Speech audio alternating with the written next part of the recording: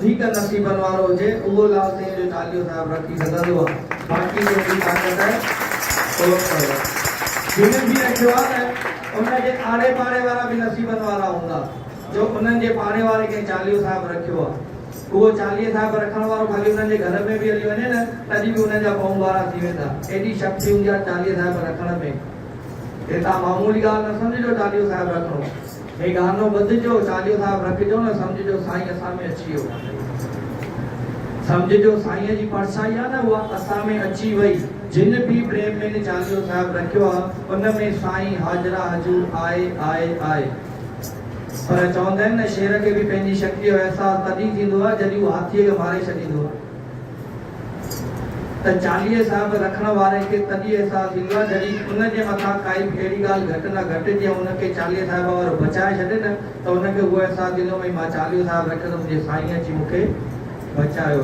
हिकु ॼणो परिवार में चालीहो साहिब रखे न त साईं सॼे परिवार जी रक्षा करण पाण हाजरा हजूर अची दरवाजे ते पहिरें धार वांगुरु बीह रहंदो। मुसीबत खे चवंदो ख़बरदार हिन दर में न अचिजे, छाजे करे मां हिते थो रहां। तुंहिंजी औकात छा आहे जो मुंहिंजे हूंदे तूं हिन घर जो वार वंगो करे सघी। घणा माण्हू चवंदा आहिनि यार छा रखियो आहे चालीहो साहिब। विर्त सॼी इंडिया में न ऑल ओवर वर्ल्ड में कंहिंजो बि वधीक कोन अथव। 40 ॾींहं जो कॾहिं विर्त ॿुधो अथव कंहिंजो बि? वधि में वधि 29 या 30 ॾींहंनि जो मुस्लमाननि जो ईंदो आहे जेके रोज़ा रखंदा आहिनि। नवरात्रि 9 ॾींहंनि जी ईंदी आहे, दशा माता 10 ॾींहंनि जी, गणपति 11 ॾींहंनि जो। असांजो लाल साईं घणनि ॾींहंनि जो आहे? घणनि ॾींहंनि जो आहे? चालीहे साहिब। यानी चालीहो साहिब था चऊं, असां छो था चऊं? गणपति ईंदो आहे तव्हां गणपति साहिब कॾहिं बि न चवंदा हूंदव। रमजान ईंदी आहे रोज़ा साहिब कॾहिं बि न चवंदा हूंदव। दशा माता ईंदी आहे दशा माता चवंदा हूंदव। असां छा चवंदा आहियूं? चालीहो साहिब। हो असांजो साहिब आहे। जेको हिते गानो ॿुधाए थो न कलाईअ ते उहो साहिब थी वियो। उहो साहिब थी वियो।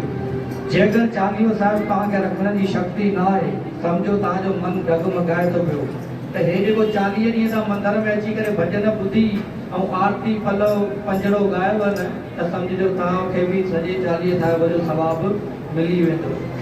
जेको बि लास्ट ॾींहं ते आर्तवार ॾींहुं जीअं 40 ॾींहुं हूंदो आहे असांजो, मटकी जेको बि खणंदो आहे न उनखे बि साईं सुठे में सुठो सवाबु बख़्शींदो आहे।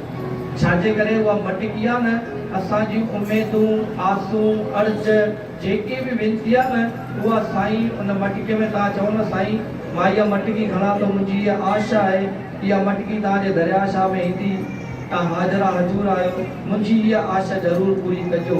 तव्हां इहा आशा रखी मन में मटकी खणंदव ऐं उहा मटकी छॾींदव न त 101% तव्हांजी उहा मुराद साईं पूरी करणी आहे।